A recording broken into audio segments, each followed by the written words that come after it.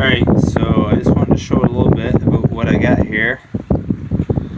Got a backup camera from the truck since I drove over two friggin' things backing up here in the last 2 weeks. So, anyways, there's the camera that'll go somewhere around the license plate.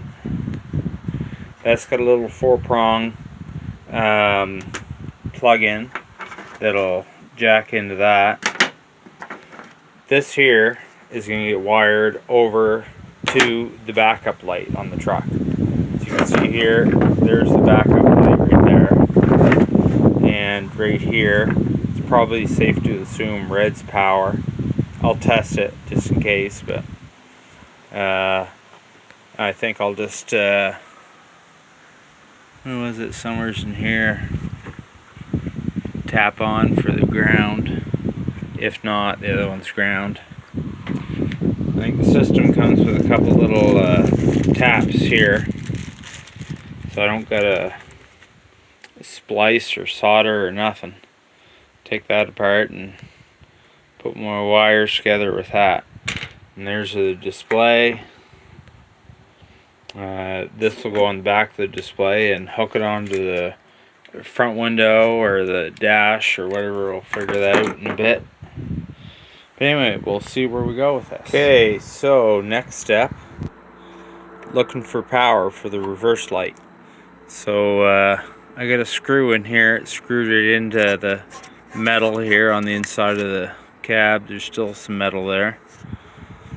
And I can take, I've got the multimeter there. So you can hold this friggin' camera. And I'll put this right there, and I found power. The little decimals kind of not working too good anymore. Decimal used to be right there. But anyway, so it's got power. I just put the end of the multimeter right there on that guy. So I found power. I'll tap into it. So here's this little rig for splicing the wires together.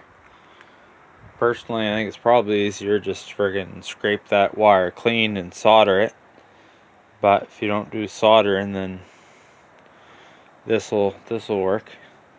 So you can see you put there's 2 holes there for wires. So you put your wire that you're splicing onto in one hole, and then the wire that you're splicing to it in the other hole. So you can see right here, I've got the red wire on the vehicle in one hole, then the red wire I'm putting onto it in the other hole. Then I'll just take a set of pliers and squish that chunk of metal down in there, and that will go right through both those wires, and it'll connect them together. So that's that. Alright, so I pushed that little metal tab through, and now, as you can see, there's no power there right now. If I touch this onto that wire, then I've got power in this wire right here now. So I'll hook that one up to ground. We'll be done with this end. Bit of a bugger getting this clip over top of that wire, but to do it, there's probably lots of ways. But not knowing, I just drove this spike downside there, spread that clip open, and then put it around the wire and pulled the spike out, close it up. So I'm sure you can clean things up, put that camera somewhere it's a little better, but I just screwed it right onto the license plate there. And got all this wire jimmy rigged.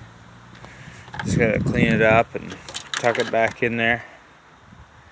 And then there it is. Same thing, I gotta clean up these wires. I got the 12-volt plug in there, and just gotta clean these wires up, but there's what I see. So I think that'll work. Help me from backing over any more lawnmowers.